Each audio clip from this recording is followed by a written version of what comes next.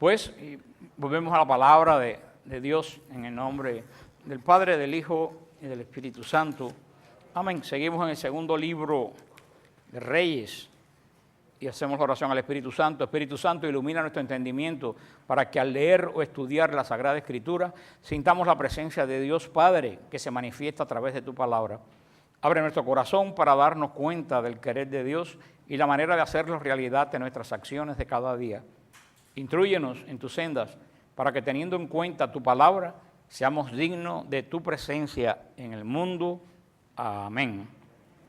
La semana pasada hablamos del rey peor de los reyes de Israel, Manasés, ¿se recuerdan? Que profanó el templo, metió dentro del templo una imagen de una diosa asiria, puso en el patio del templo altares, edificó troncos sagrados, todo lo que había quitado su padre Ezequías lo hizo Manasés. Y Manasés, bueno, por supuesto murió, reinó Amón. ¿Se recuerdan que reinó 2 años solamente en Judá? Ya estamos muy cerca del destierro de Judá y terminando estos 2 capítulos que nos quedan, comenzamos el libro de las crónicas, que ya es el libro después que Israel regresa del desierto. Son libros muy, muy pequeños, porque después comienzan los profetas. La verdad que la parte más aburrida de la Biblia la terminamos ahora, porque estos libros históricos de Primera y Segunda de Reyes es historia, y es muy difícil sacar algo de historia. Esto se va a poner muy interesante cuando lleguemos a los profetas. Así que si ustedes han aguantado los 2 libros de Reyes, pues estoy seguro que van a disfrutar los libros de los profetas. Y después del reinado de Amón, recuérdense que estamos en el reino del sur, en Judea. Ya Israel no existe, ni más nunca vamos a volver a hablar del reino del norte. No va a quedar. Quedaron en el reino de lo que era el territorio del reino de Israel del norte, quedaron unos cuantos judíos que se escondieron, y vinieron árabes y vinieron gentes de otras nacionalidades y se mezclaron con los judíos que vivían allí. Por eso cuando los judíos regresaron, despreciaron a la gente de Samaria, porque decían que la gente de Samaria no eran judíos reales, porque se habían contaminado. Fíjate, cuando fue el desastre ese, se llevaron al reino del norte, se llevaron al reino del sur, destruyeron Jerusalén. Muchos de esos judíos que sobrevivieron escondidos pensaron que más nunca Israel se iba a reconstruir. ¿Y qué hicieron? Se casaron con cananeos, con árabes. Por eso cuando retornaron los judíos, dijeron, ustedes no son judíos, ustedes están corrompidos con otras naciones. Y de ahí surgió la rivalidad entre judíos y ¿quiénes? Y samaritanos. La rivalidad que vemos en el Evangelio entre judíos y samaritanos viene de esa época, que los judíos no consideraban, los samaritanos se pusieron tan bravos que siguieron dando culto a Dios en Samaria, y los judíos los despreciaban como unos judíos de 5º o 6º orden. Ahora cuando llegamos a Israel, ahora Rebeca nos explicó en el último viaje también, siempre nos lo explica, que actualmente samaritanos quedan 800. Es una comunidad que se está extinguiendo. Y tienen un gran problema porque los samaritanos hasta el día de hoy se siguen casando entre ellos mismos. Y producto de casarse entre ellos mismos hay muchos problemas de taras mentales entre ellos. Pero hay un problema inmenso de taras mentales entre los samaritanos. Y ahora el Sanedrín samaritano se reunió para permitir a los samaritanos casarse con judías.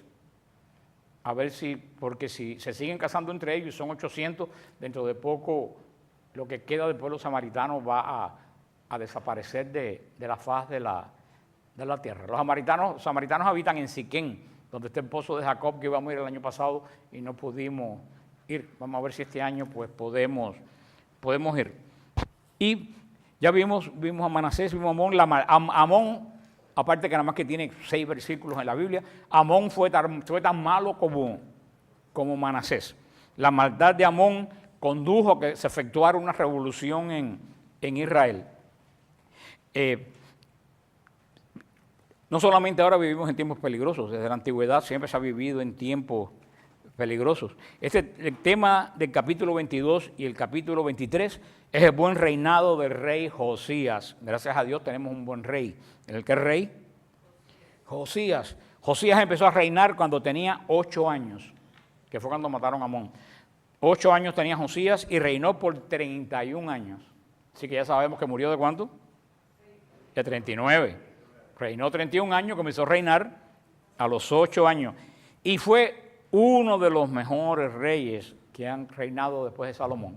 Después de Salomón reinó Ezequías y Josías. Fueron los dos reyes mejores que hubo en el reino de Judá desde la época de Salomón. En la época de Josías, el reino experimentó una renovación espiritual. Hilcías, el sumo sacerdote, fue su consejero y su ayudante. Por eso hay que tener mucho, es muy importante ver a quién uno busca por consejero. ¿Se acuerdan Manasés?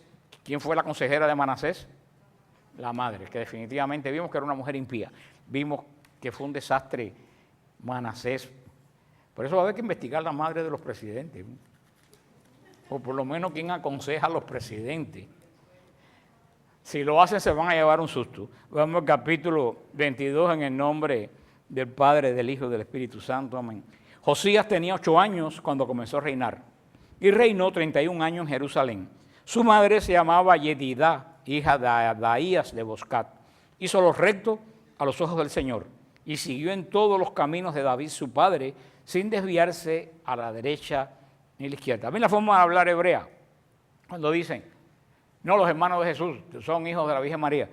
No dice, los hebreos hablan de una forma muy diferente. ¿De quién dice que Josías, hijo de David? Y David hacía 400 años que se había muerto. Los hebreos tienen una forma de hablar hace 2000 años muy diferente a la que tenemos nosotros en este momento. Cuando decían hijo de David, quería decir que era heredero de David, como a Jesús le dicen que es hijo de David. Dice, en el año 18 del rey Josías, el rey envió un secretario, Safán, hijo de Asilás, hijo de Mesulán, al templo del Señor con este mensaje.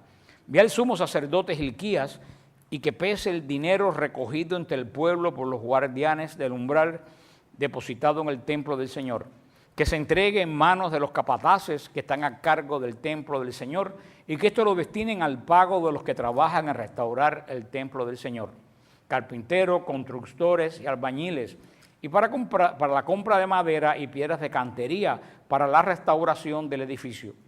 Pero que no se les pida cuenta del dinero que se les entrega porque actúan con honestidad. El sumo sacerdote Hilcías dijo al escriba Safán, he hallado en el templo del Señor un rollo de la doctrina. Hilcías entregó el rollo a Safán, que lo leyó. El secretario de Safán se presentó al rey y le dio cuenta. Tus siervos han fundido el dinero depositado en el templo y lo han entregado a los capataces encargados del templo del Señor. El secretario Safán informó también al rey, el sumo sacerdote Hilcías me ha entregado un rollo. Y Safán lo llevó ante el rey. El Señor añada bendición a su santa palabra. Josías fue como un nuevo amanecer en Judá.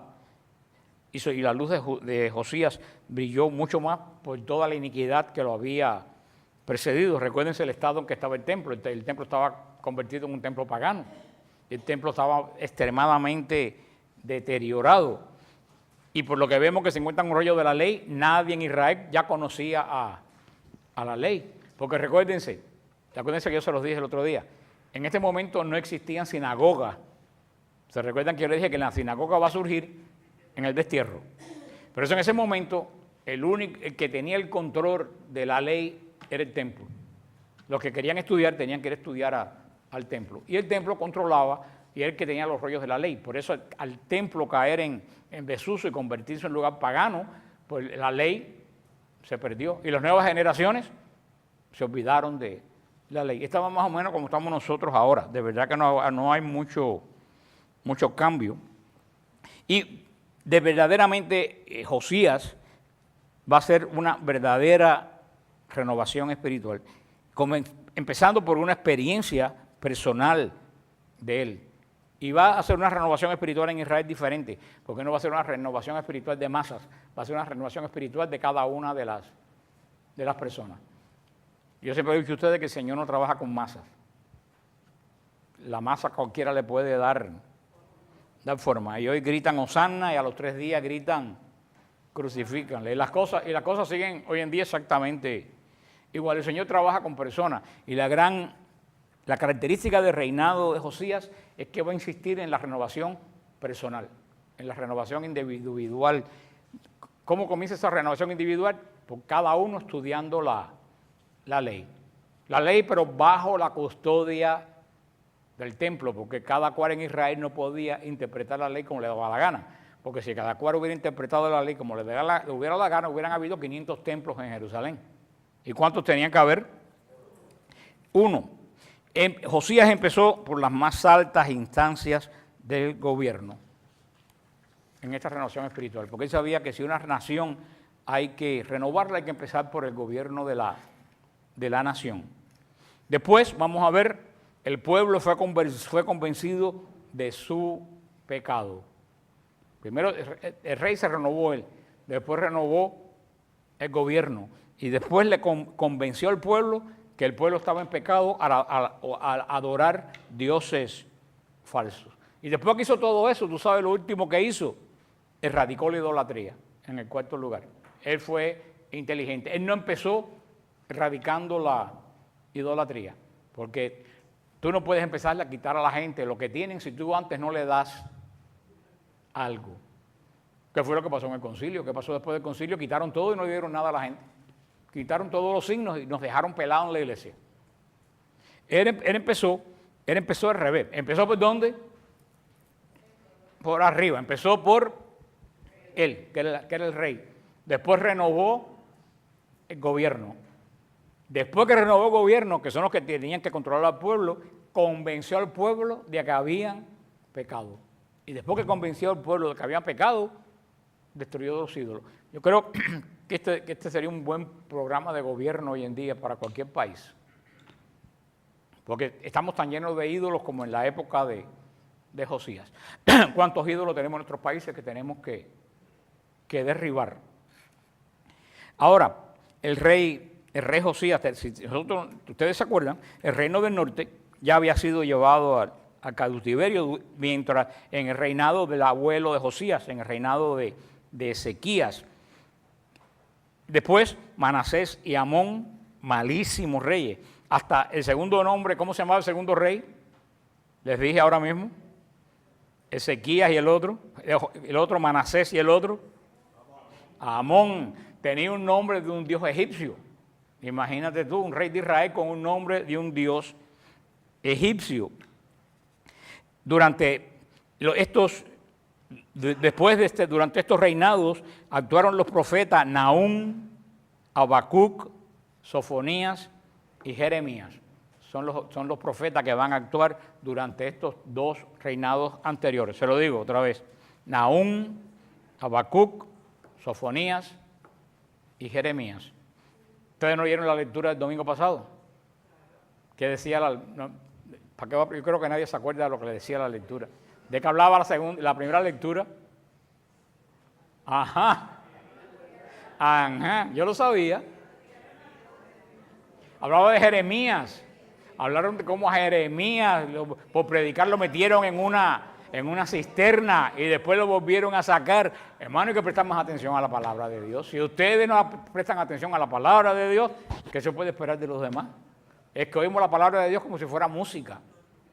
Porque si de verdad la oyéramos, nos acordáramos. Porque es precisamente esto que leía la primera lectura de ayer, ocurrió dentro de estos reinados. Ahí fue cuando quisieron matar a Jeremías, se lo metieron en el pozo y después lo sacaron porque era un rey muy blando el que había en ese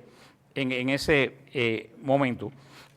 ¿Qué fue lo primero que hizo el rey Josías? Es actuar rectamente ante el Señor. Primero actuó rectamente ante el Señor, haciendo estos 4 pasos de la renovación del pueblo, que cualquier que fuera por un gobierno debía coger de aquí, de este libro, los antecedentes para renovar un pueblo. Después que se renovó él y que se renovó el pueblo, fue cuando entonces dijo, ya está renovado el gobierno, ya está renovado el pueblo, ahora vamos a reconstruir el templo. Muchos de nosotros hubiéramos empezado por reconstruir el templo y la gente se hubiera quedado exactamente igual. Por eso, muy bien que lo dijo Juan Pablo II, lo dijo Benedicto también, que hay que evangelizar a los bautizados. antes de ir a evangelizar a la gente de la calle, tenemos que empezar a evangelizar a los bautizados. Porque estamos construyendo iglesias ¿de qué la estamos llenando? De paganos bautizados. Hay que evangelizar a los bautizados. Y yo creo que poco se ha hecho para evangelizar a los bautizados. Hay muchos ministerios en Miami, pero yo no creo que en la parroquia se insiste demasiado en que la gente acuda y escojan en los ministerios. Para mí que los ministerios están ahí con la misma gente siempre, son como herencias de unos para otros. Cuando la parroquia debían insistir de que, mira, tenemos estos ministerios porque es necesario que la gente se evangelice. Porque si no estamos como en la época de Amón, con un templo lleno adentro de ¿qué? De paganos. El templo había terminado siendo un almacén. Después que dejó de ser templo pagano, pasó a ser un almacén y un lugar de desecho. Vemos después como el rey le dijo al pueblo que se ocuparan de reparar el templo. Y verdaderamente en el cristianismo estamos igualito hoy. Nosotros tenemos hoy en día necesidad de reparar el templo. No el templo físico, sino el templo espiritual. Necesitamos una gran renovación de la iglesia, una vuelta al espíritu original de la iglesia. Porque desafortunadamente, cuando se hizo el Concilio Vaticano II, lo que el Concilio Vaticano II quería era llevar a la iglesia a su estado primitivo. Quitar a la iglesia cosas que había adquirido por siglos que nos obstaculizaban, cosas que eran sutiles, que no tenían importancia, y llevar la iglesia a la pureza del primer siglo. Pero los que implementaron el concilio, ¿qué fue lo que hicieron? Crearon una iglesia nueva, quitándole la raíz de la iglesia con la iglesia anterior. Fíjate que mucha gente que implementaron el concilio, para ellos la iglesia comenzó del concilio para acá. Toda la gente esa, del concilio para atrás, nada servía. Todo tenía que ser nuevo. Y la consecuencia, la estamos viendo. Verdaderamente, no estamos muy diferentes a esta época y verdaderamente necesitamos una renovación del templo. Sigue diciendo la palabra de Dios en el versículo 11. Cuando el rey oyó las palabras del rollo de la doctrina, rasgó sus vestiduras. Y el rey ordenó al sacerdote Hilquías, a Hicam, hijo de Safán, a Adbor, hijo de Miqueas, al escriba Safán y a Asayas, ministro del rey: vayan a consultar al Señor por mí y por el pueblo y por todo Judá, a propósito de las palabras del rollo que se han encontrado.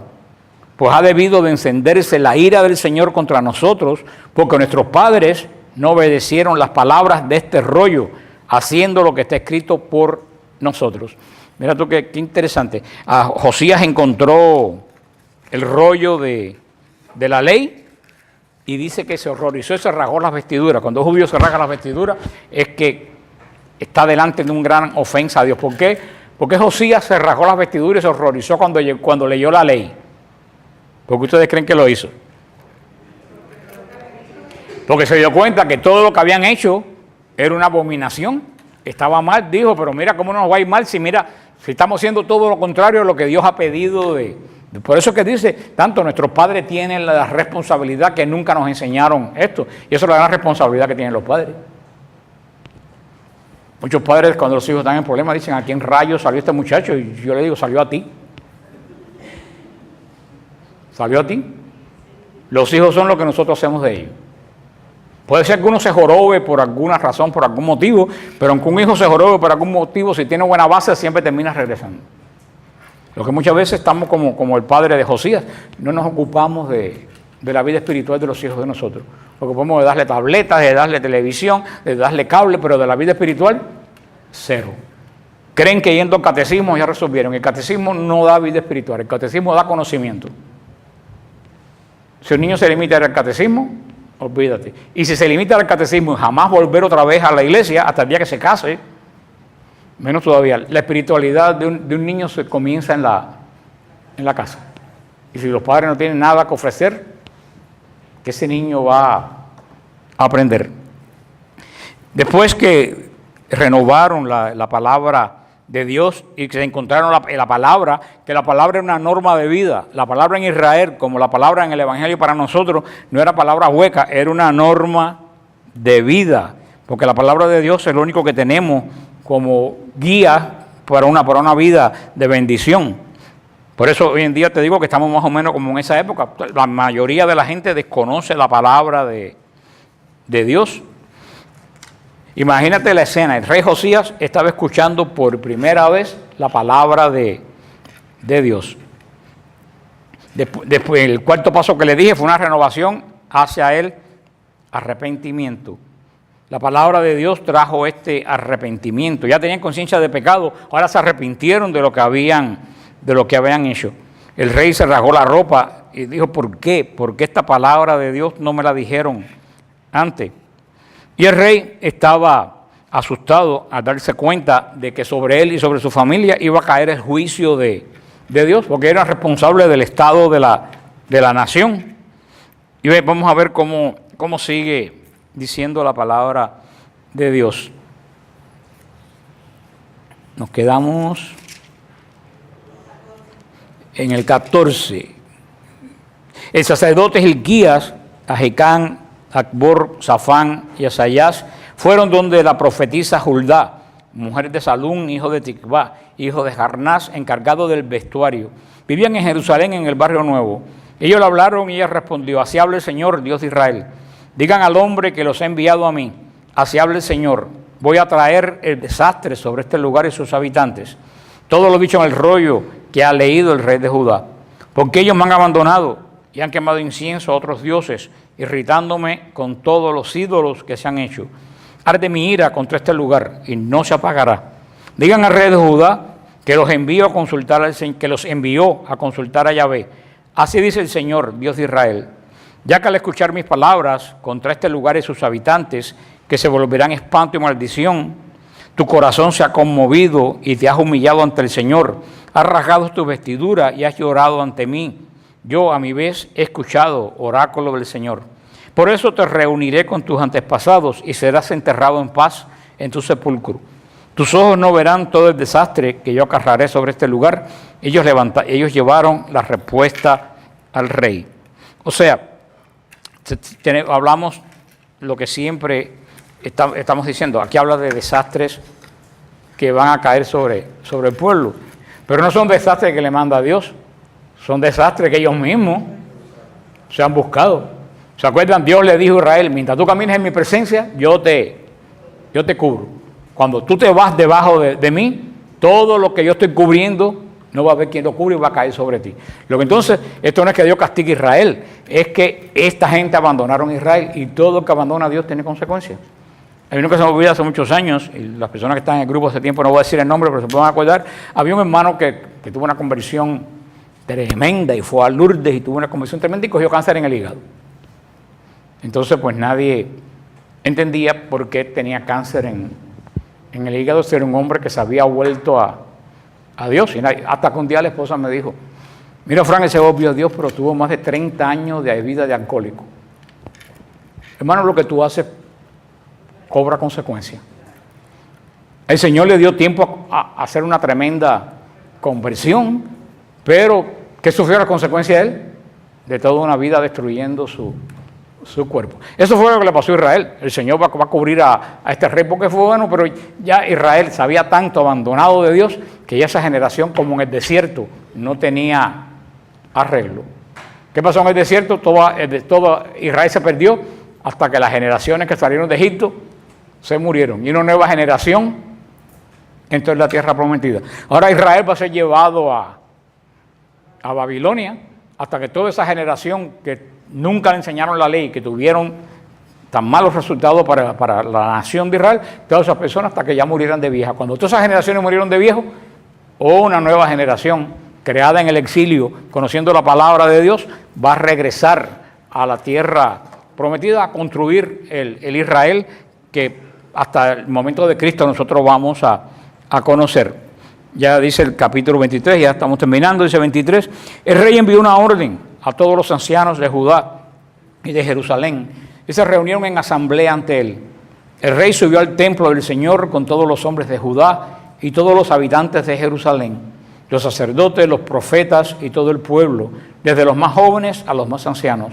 Y leyó ante ellos el texto completo del rollo de la alianza, hallado en el templo.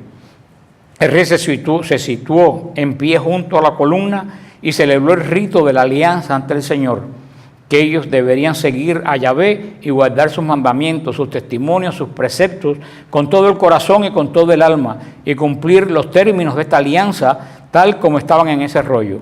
Todo el pueblo se comprometió a cumplir la alianza. ¿Alguien les recuerda esto algo? Ay, Espíritu Santo, dale. No, Salomón hizo esto mismo. ¿Se acuerdan Salomón cuando terminó el templo? Cuando Salomón terminó el templo, se arrodilló delante del templo, leyó la ley, también en el Sinaí, como tú dices, pero Salomón fue el último que lo hizo. Leyó la ley y todo el mundo dijo, la vamos a cumplir, y se llenó tanto de humo, la gloria de Dios llenó el templo que se tuvieron que ir, ¿se acuerdan? Ahora esta gente volvieron a decir lo mismo que dijeron 200 años antes. Sí, lo vamos a cumplir. Vamos a ver qué tiempo dura el cumplimiento, porque somos muy fáciles a decir que sí, pero lo difícil es en el camino. Una persona que yo conocía antes me decía que 2 sí equivalen a un no. Cuando alguien dice sí, olvídate que ese no lo va a hacer. El que lo va a hacer te lo dice una sola vez. Cuida que te dice, sí, yo lo voy. Vete buscando otro. Vemos que este hecho solemne, igual que hizo Salomón, es un hecho hermoso. Se leyó de nuevo la ley a un pueblo que no la conocía. El rey, el jefe de la nación, y el pueblo dijo que iban a aceptar lo que decía el pacto de Dios. Ese es el pacto de Dios establecido desde la época de Moisés, el pacto que Dios hizo con su pueblo, y que nosotros estudiamos estudiamos el pacto de Dios. Dios no le exigió el pacto era libre. Israel desde el principio aceptó guardar el pacto. ¿Qué le pedía el Señor a Israel? Que se comportara bien, que lo adoraran a Él como Dios. No le pidió nada excesivo, que no tuviera contacto con los paganos, que no adoraran a otro Dios, que lo adoraran a Él. Y a cambio, ¿qué le prometió Israel? Una era de bendición y de prosperidad. Y inmediatamente que Israel hizo el pacto, se olvidó de Él. ¿Y comenzaron a qué? A convivir con los pueblos paganos y a adorar dioses. Si hay algo que quita la bendición de Dios de una nación, es la idolatría. Irse detrás de dioses falsos. Desde el principio, un pueblo que se va detrás de dioses falsos es un pueblo que está condenado al desastre. Y desafortunadamente estamos viviendo en un país que está yéndose detrás de dioses falsos. Aquí en este país es el país de los dioses. Aquí hay dioses para todo el mundo. Dios es lo que ocupa tu lugar en el corazón sin ser el Dios. Y mucha gente en este país, la inmensa mayoría, tiene en su corazón en primer lugar algo que no es Dios. Entonces estamos en un pueblo de paganos. Y no se esconden para decirlo, porque como le dicen a los artistas de Hollywood, los ídolos de Hollywood. Y mira qué ídolos, Michael Jackson, la mitad de los ídolos de Hollywood han muerto por sobredosis, de pastillas para dormir o de droga. Y esos son los ídolos que la nación le presenta a nuestros hijos. En los 60 y los 70 le decían dioses. En los 60 y los 70 le decían dioses. Y sí, en los 60 y 70 decían los dioses de Hollywood. Mira qué dioses, cada rato aparece uno que se suicida o se muere de sobredosis. Sin embargo, Hollywood es la capital de la burla del Dios vivo. Eso es lo que está llegando a todo el mundo. Hoy, en el país, por primera vez se va a celebrar públicamente una misa satánica. O se celebró ya. ¿Se habían hecho antes? Por supuesto que se habían hecho antes, pero nunca en la vida se habían hecho públicamente. Y la maldad que tiene esto es que el alcalde de Oklahoma luchó enormemente para que esta misa no se... Yo digo misa, no es misa, es un ultraje a la misa, pero ellos le llaman misa satánica. Para que esto no se hiciera. Oklahoma lleva 4 años luchando para que esto no se hiciera, pero apelaron a la Corte Federal y la Corte Federal dijo que ellos tenían razón porque era una religión como otra cualquiera. Y ellos ahora se aparecen diciendo que no, que la hostia que tienen no es hostia consagrada, porque ellos hacen su rito con una hostia consagrada, que la profanan. Dice que es una hostia sin consagrar. ¿Cómo yo sé que es una hostia? Yo no creo que tengan una hostia sin consagrar. Porque si no es una hostia sin consagrar, no. Porque hasta el demonio sabe que la presencia de Cristo en la Eucaristía. Porque fíjate que ellos no pueden hacer misas sin hostia sin consagrar. Él sabe que para profanar una hostia tiene que estar. Hasta el demonio reconoce la presencia de Cristo en la Eucaristía. Y van a profanar la hostia, van a profanar o profanaron una estatua de la Virgen María con el permiso del gobierno. Eso es lo más terrible. Créanme que lo de hoy va a tener serias consecuencias espirituales. Cuando las Olimpiadas en Atlanta, ¿se acuerdan? Madre Angélica, que hicieron un acto que era puramente satánico, la apertura. Madre Angélica lo dijo, esto que han hecho aquí va a traer grandes consecuencias sobre la nación. Y a partir de ahí esta nación hizo así y empezó a caer. Esto que hemos hecho hoy, desafortunadamente, va a traer consecuencias para la nación. Y no va a traer consecuencias para los malos, no, es la nación completa. Uno porque lo hacen y otro porque nos callamos. Porque es para que hubieran habido manifestaciones en todos lados. ¿Y qué iglesia ha salido a decir algo? Ninguna, ni la nuestra. Todo el mundo callado la boca. Así que, hermano, después que no vengan a decir dónde estaba Dios, porque Dios no está aquí, porque lo hemos sacado a puntapié de la nación. Entonces, lo que estamos leyendo esto del rey Amós y del rey Ocosías y de todos estos reyes malos, no es agua pasada. Nosotros lo estamos viviendo todavía. Lo que por eso le he dicho continuamente desde que estamos leyendo esta historia, de eso nos ha servido, que el hombre ha cambiado en el aspecto externo. Tenemos ropa diferente, tenemos tecnología diferente, pero el hombre sigue siendo exactamente igual que en la época de Israel, que en la época. Lo que hemos visto en una forma, hoy lo tenemos de otra forma. Seguimos pues la semana que viene.